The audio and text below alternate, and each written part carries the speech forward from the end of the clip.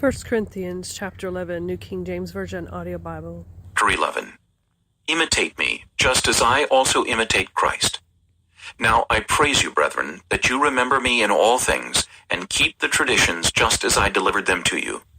But I want you to know that the head of every man is Christ, the head of woman is man, and the head of Christ is God. Every man praying or prophesying, having his head covered, dishonors his head. But every woman who prays or prophesies with her head uncovered dishonors her head, for that is one and the same as if her head were shaved. For if a woman is not covered, let her also be shorn. But if it is shameful for a woman to be shorn or shaved, let her be covered. For a man indeed ought not to cover his head, since he is the image and glory of God, but woman is the glory of man. For man is not from woman, but woman from man. Nor was man created for the woman, but woman for the man. For this reason the woman ought to have a symbol of authority on her head, because of the angels. Nevertheless, neither is man independent of woman, nor woman independent of man in the Lord. For as woman came from man, even so man also comes through woman, but all things are from God. Judge among yourselves, is it proper for a woman to pray to God with her head uncovered? Does not even nature itself teach you that if a man has long hair, it is a dishonor to him? But if a woman has long hair, it is a glory to her, for her hair is given to her for a covering. But if anyone seems to be contentious, we have no such custom, nor do the churches of God. Now, in giving these instructions, I do not praise you, since you come together not for the better, but for the worse. For first of all, when you come together as a church, I hear that there are divisions among you, and in part I believe it.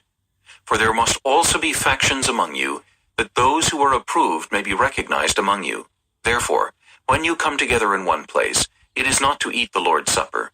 For in eating, each one takes his own supper ahead of others, and one is hungry, and another is drunk. What? Do you not have houses to eat and drink in? Or do you despise the church of God, and shame those who have nothing? What shall I say to you? Shall I praise you in this? I do not praise you. For I received from the Lord that which I also delivered to you, that the Lord Jesus, on the same night in which he was betrayed, took bread, and when he had given thanks, he broke it and said, Take, eat, this is my body, which is broken for you. Do this in remembrance of me. In the same manner he also took the cup after supper, saying, This cup is the new covenant in my blood. This do as often as you drink it, in remembrance of me.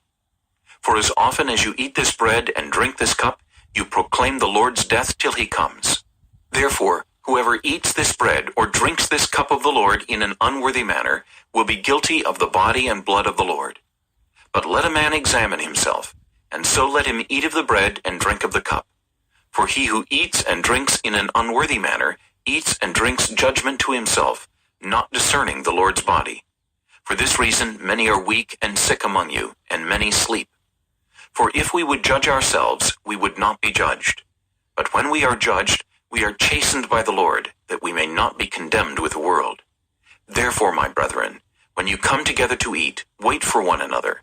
But if anyone is hungry, let him eat at home, lest you come together for judgment. And the rest I will set in order when I come.